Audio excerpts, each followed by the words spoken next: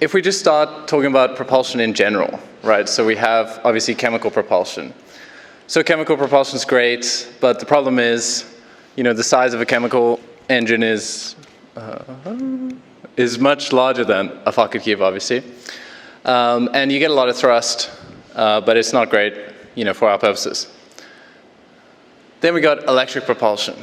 Electric propulsion is awesome. I mean, I might be a bit biased, but it's typical. But the problems with traditional electric propulsion are quite a few. So, like right here is a nice xenon hall thruster.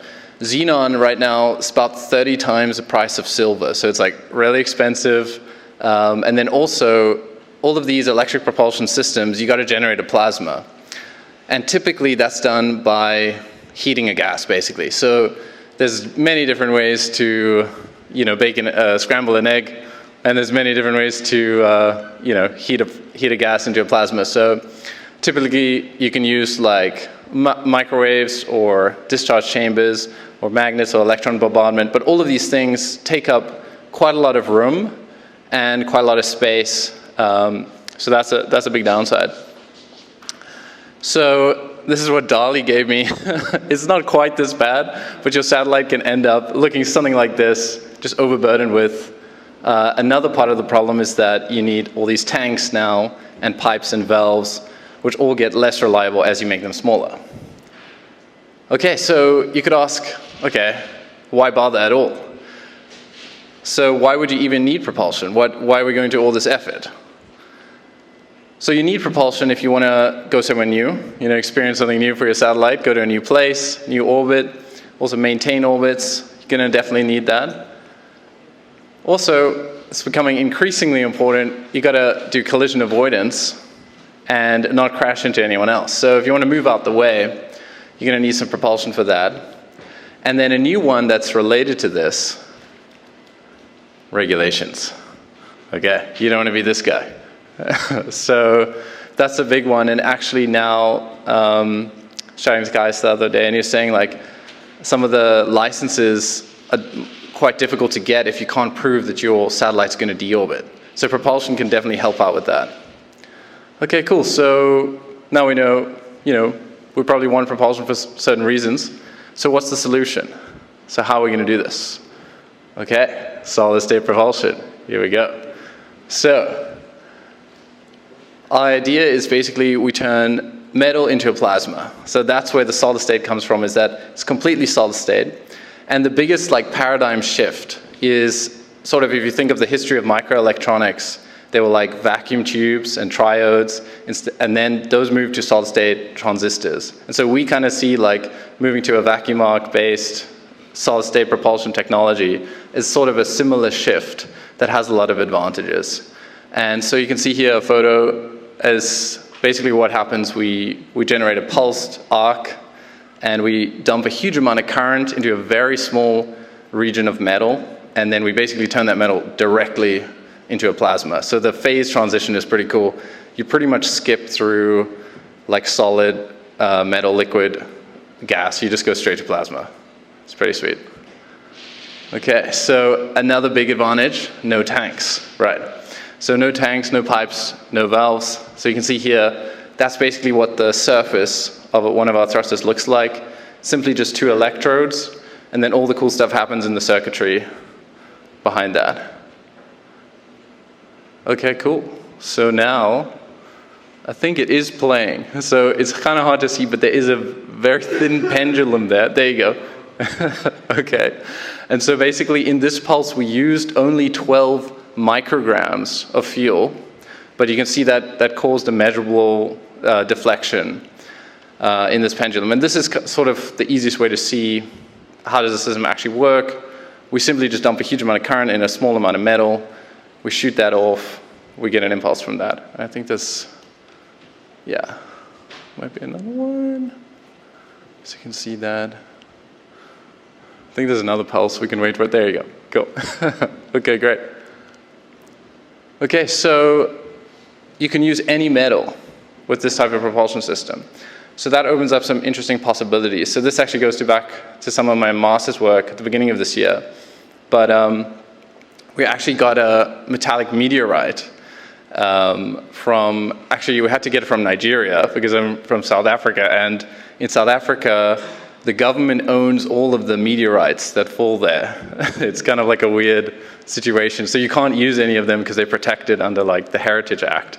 But we managed to get hold of a meteorite from Nigeria that was metallic meteorite, and we actually tested this in the thruster, and we got very similar performance between pure metal and the meteorite, which is pretty cool. So it means that, at least in principle, you could go up, grab some metal from meteorite, and pretty much use it without any modifications. And we literally just clamped the meteorite in. There was no processing of the metal. So that was pretty sweet.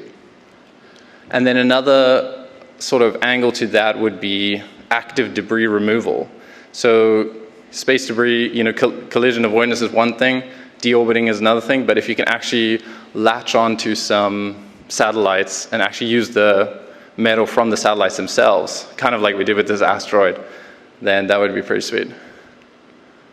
Okay, cool. So now what we're trying to do is build a reliable PocketQube propulsion system. So there's a data sheet, and yeah, so we think we're gonna get it down to half a P. So there's actually a prototype downstairs. You guys can go take a look at that.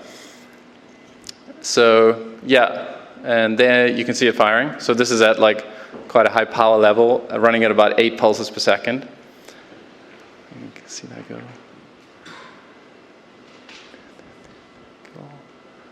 Yeah, and we also did some high altitude balloon tests. So we sent 2 thrusters up to 30 kilometers.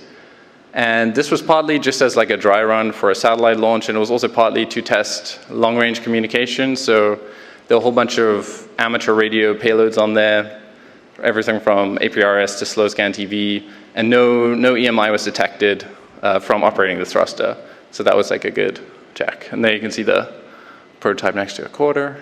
And there it is firing in vacuum. Cool. And also another advantage of this architecture is because it's pulsed, we have very wide duty cycle and very wide input power range.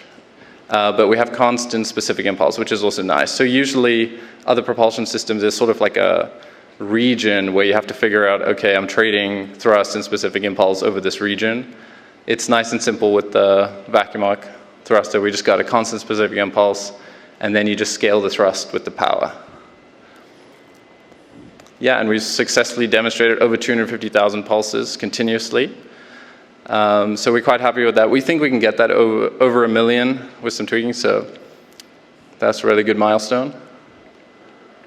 And we're also designing it for plug-and-play operation. So wide input voltage rating. You can see some of that. Yeah, just simple connections. All the details are there. Yeah, you can come chat afterwards. Yeah, and so I guess, yeah, it's the end of the day. I'll make this presentation like short and sweet, but basically our mission, what we think is, we love PocketQubes. PocketQubes amazing, but we really want to like create a reliable propulsion system for PocketQubes, because we see that as like one of the next key steps to making them fully fledged satellites. And so they can be really on par and have the same and even greater capabilities than some other satellites. And yeah, we want to take PocketQubes to the next level. And we're also very excited to be working with Cube for a launch next year. So yeah, thanks a lot.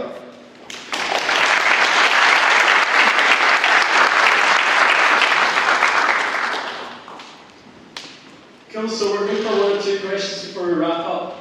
So who's wanting to ask? Joe? Anyone?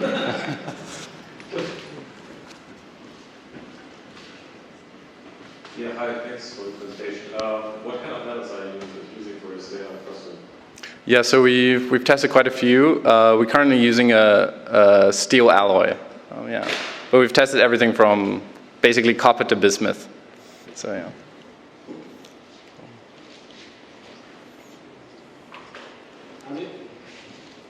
Quick question, just to clarify.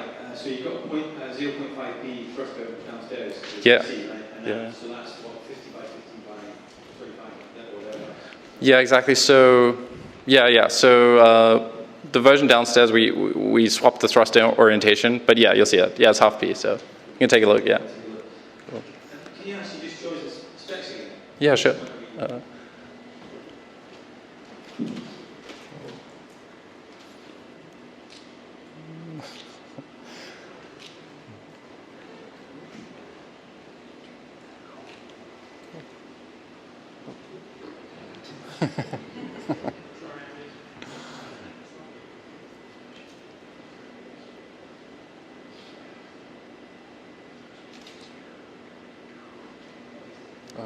think the next one?